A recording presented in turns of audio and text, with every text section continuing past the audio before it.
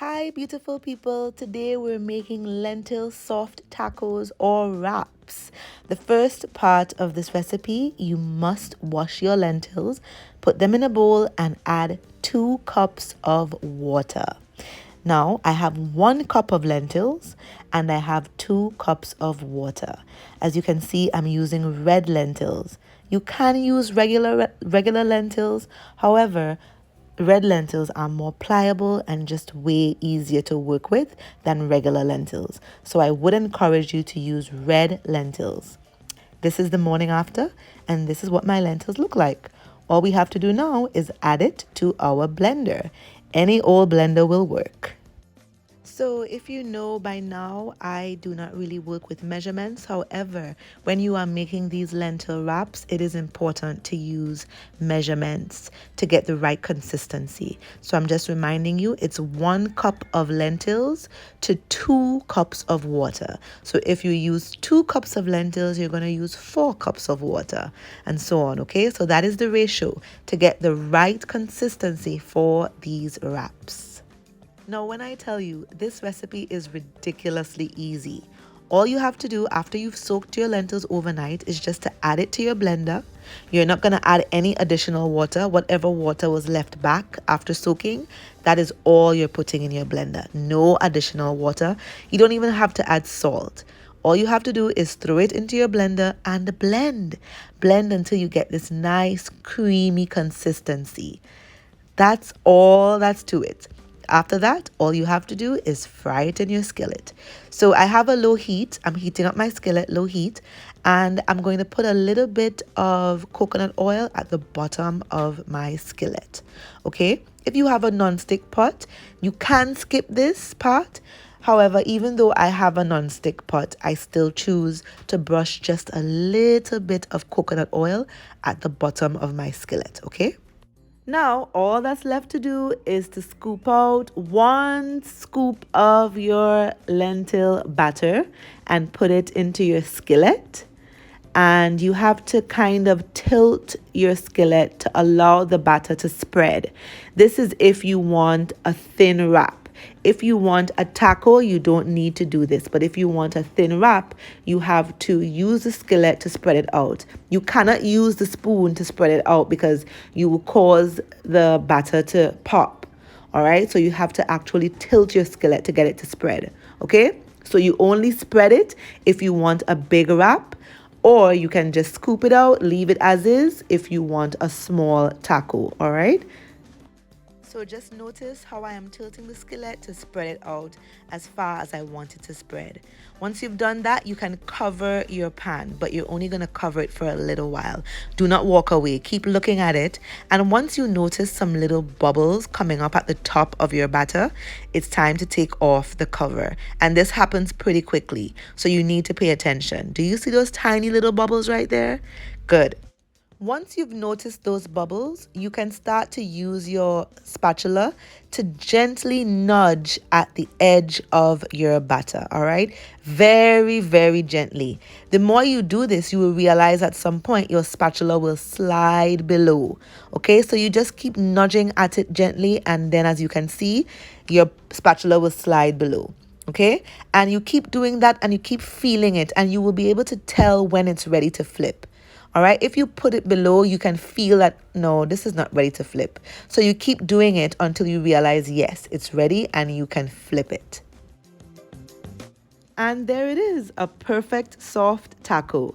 All right, now after you flipped it, you can cook it on the other side for about a minute or two, not for too long. It's finished cooking pretty quickly, okay? And that's it. That is it. Making these soft tacos is unbelievably, ridiculously simple. You see how nice and soft it is? And this one was a big one that I made. So this one is intended to be a wrap. And then the smaller ones are intended for tacos, okay? So this one is intended for a taco. And that's it. It's so easy. From your 1 cup of lentils, you should get about 8 wraps or 8 tacos. And I think that's a pretty good number, okay? Now just note, every time you're done with one taco, you need to brush the bottom of your pan again. So in between each taco, you brush the bottom of your pan with a little bit of coconut oil, not enough to saturate. So just remember to brush your pan with coconut oil in between, even if you're using a non-stick pan. I think it's important to use just a little bit of oil.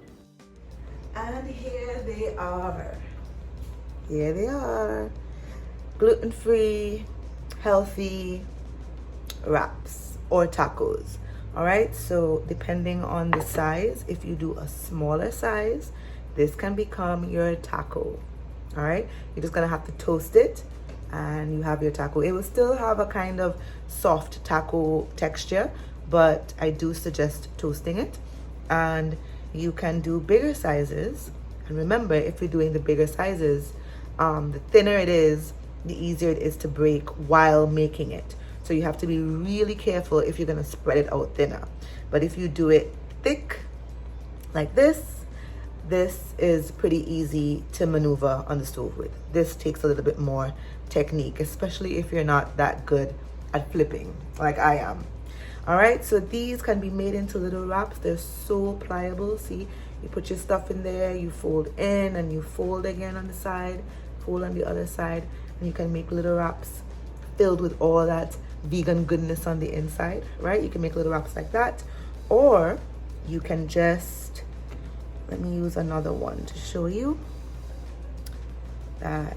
Look at how thin this one is. These, you can put stuff on the inside, like eggs if you're an egg eater, and you can just fold it up like this and make little bites. Yeah, so yeah, or tacos. All right, so these can go in the freezer. To store these in the freezer, I will put wax paper between each layer. All right, so wax paper and a wrap, wax paper, a wrap, wax paper, a wrap. And that's how I would put it in the freezer so that they won't stick while they're in the freezer. And yeah, that's it. Perfection. All right, so as you know about me already, I'm not too OCD when it comes to certain things. When it comes to eating animal products, I am a little bit OCD.